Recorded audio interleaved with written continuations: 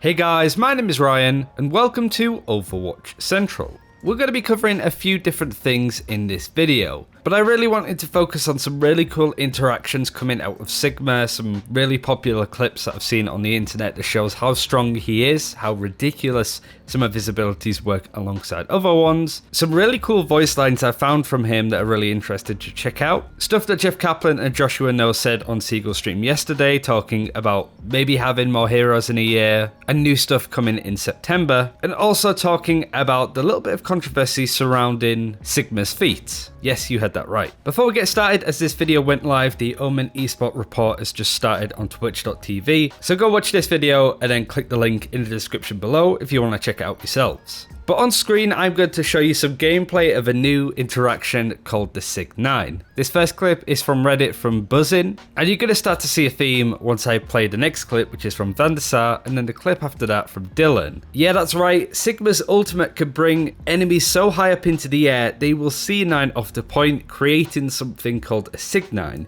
Now I feel that this is incredibly strong, especially for those overtime pushes. It will take heroes like a Bastion off the payload, all sorts of stuff. There's very little heroes that can actually get out of it. Only Orisa, Moira, and Reaper. So if they don't have those heroes on their team, you're going to pull them off the point and they're going to C9, which I think is absolutely hilarious. But there are some other really interesting interactions with Sigma's ultimate with other heroes. The first I want to call Duck Hunt, which is a clip from the villain from Reddit. It's a combination of Sigma's ultimate alongside McCree's High Noon, and you can see exactly how this went down. Zerbs4 also showed off the powerful combination between Hammond and Sigma. We're deeming this one the Ham Slam. Lots of people online are saying that Hammond Sigma might be the optimal lineup to have with the tanks, with neither of which really being main tanks or off tanks themselves. It means that they can kind of work together to fill those voids. I'm not 100% sure on this one just yet, but I do think that this clip does show exactly how strong this combination can be. But another hero worth highlighting, I suppose, is D.Va with this combination from Bluefin45. When thrown up in the air and a D.Va bomb comes in, there's very little you can do to actually get out of the way, making it incredibly strong as a combo. These are just some of the many interactions that Sigma has with people on his team. We did a full video going over each specific example of interactions when facing off against somebody in a video yesterday if you haven't checked it out, but I did want to take a second to really point out how good Sigma is. I don't see anybody really picking up the fact that he essentially has defense matrix with his kinetic grasp and a graviton as an ultimate that does half the damage to the enemy team too, at least of their max health. I think that both these things, alongside the fact that he has a lot of barriers to work with, makes him exceptionally strong both in the main tank role, but most importantly in the off tank role too. The only thing that he really lacks is survivability up close. If you get dove on, there's very little that you can actually do,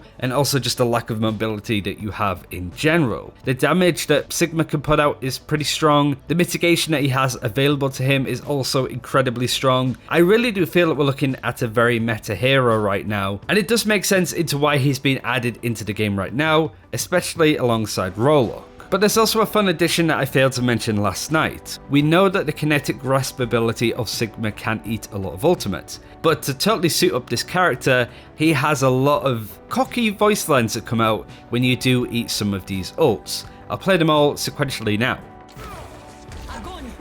Oh my god, yeah, it eats it. Yep.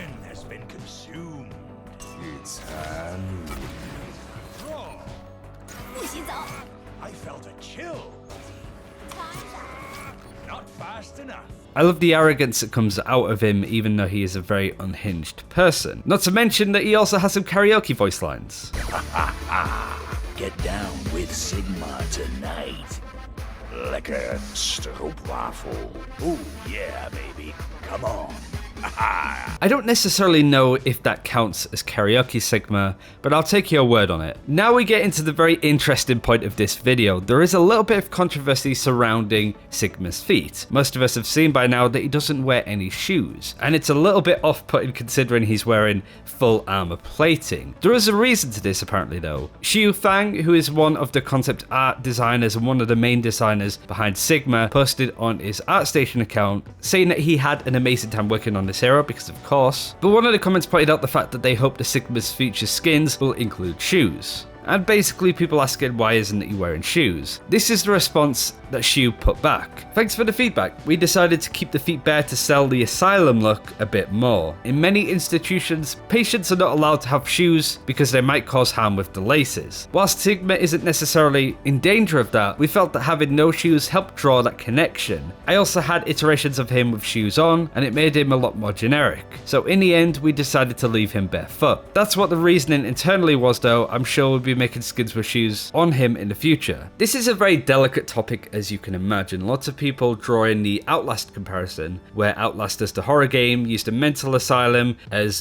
villainy, evil, crazy characters that are dangerous and should be avoided, you know, the negative connotations surrounding very unhealthy mental health. I just think it's bizarre, really, that Blizzard have sort of turned around and gone, yeah, we need to give this character an asylum look by getting rid of his shoes. It seems a bit of a weird parallel and connection to make, and I don't think it makes that much of a difference for Blizzard to really sit there and go, yes, how do we make this hero better? Nah, I feel him having shoes is too generic. Take off those plimsolls, let's see those feet, yeah, that's exactly what we want right now. You see what I mean? It's just a bit odd that Blizzard have gone down that route. I think they managed to make Sigma a very interesting character without making the mental health aspect of him too negative from his origin story. I'm not necessarily upset at the artist's explanation here. I don't think it was really his decision, but it was just bizarre reasoning to come out of Blizzard for this. Like I said, I didn't want to focus it on too much. I find the story more hilarious than anything, but I do understand that there is a very serious connotation behind it, so I'm not necessarily making fun.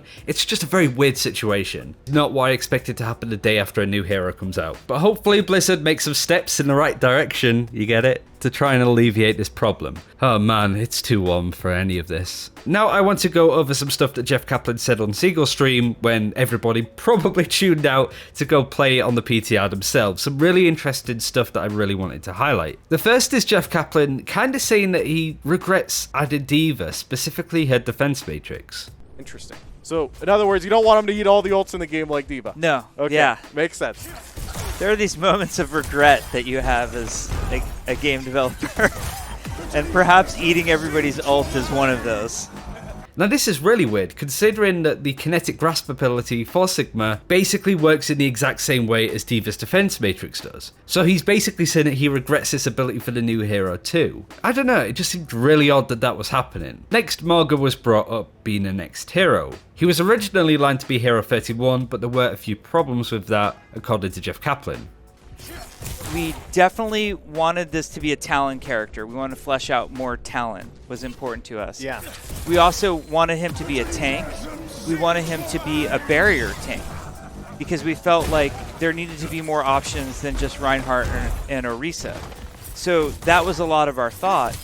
And at the time, Alyssa was working on the short story, What You Left Behind, which was the Baptiste short story. And we were developing the character of Malga. And we thought Malga was going to be this character. Yeah. But as the abilities started to come together and Jeff and Josh were putting together this really fun barrier tank, we're like, this doesn't fit the personality of Malga at all. Because Malga seems very aggressive, in your face, where this is like a more deliberate, defensive, almost, dare I say, intellectual tank. And intellectual tank. You gain 200 IQ the second you play this guy. Yeah. But we really didn't want to betray the character of Malga, and we didn't want to betray the game design. We feel like we now have two awesome characters. We have Malga, who we have big plans for, and we want to make him an awesome character someday. And now we have Sigma, who is, you know, like somebody we all just fell in love with. Now I really like this question that came out next. How long did it take for Sigma to make? Considering I remember the Apex Legends developers saying it took over a year to make any of their new characters, how long does it take for Overwatch? And would we have more than 3 heroes a year? The interesting part, like when people say, well, we wish you were faster, we wish you pumped out like a hero a month, I mean, we could. We know we have a lot of heroes we want to make. We have a lot more in development right now. I've mentioned before that we have heroes for the next 2 years planned out. Yeah. Which is something we're really excited about. We think that there's a balance between spending time with the heroes we have, developing their lore, letting the players get familiar with them, letting there be a read to the battlefield, and introducing new things. We actually feel like there is such a thing as adding too many characters and adding them too fast. Yeah. We also don't want to homogenize characters. We want every character to feel super loved, super cared for, super unique. And we feel like if we rush too much, we'll get in a situation where, like I gave the example, oh, it's just Reinhardt with a sword now. You know, we don't want to live in that world. Next up, not really much to talk about other than Jeff Kaplan front and a little bit of spice in Valve's direction. Soon. I said soon, and then Yeah. I have to clarify because I said Blizzard soon. Blizzard soon's like a 2-year window. You got to give me 2 years. I thought it was 2 decades. It might be. No, 2 decades. Come on. Come on. That's Valve soon. Yeah, I just threw that out. I just threw that out. God damn. True. Yeah, I'm still waiting for Half-Life 3. I'm allowed to say it. Same. Yeah.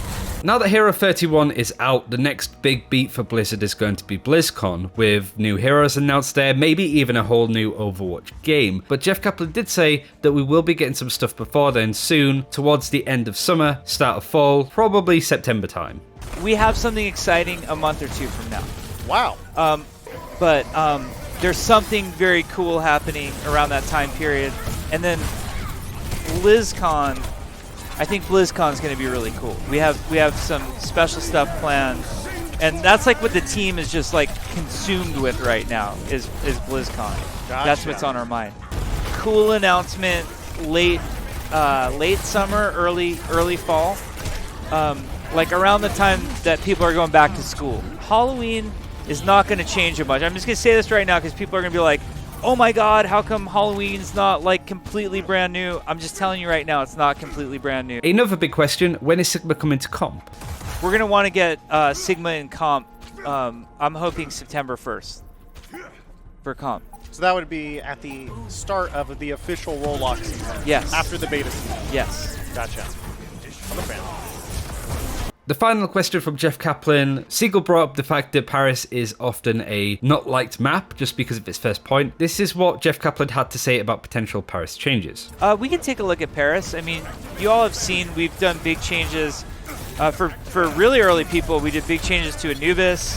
We've done huge changes to Horizon Lunar Colony. If people aren't satisfied with Paris, that's one that we can take a look at.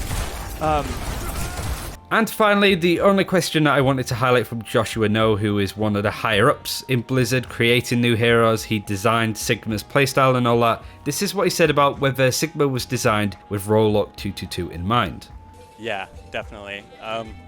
We didn't really feel comfortable releasing another barrier tank in like a climate where you don't have only 2 tanks, Yeah.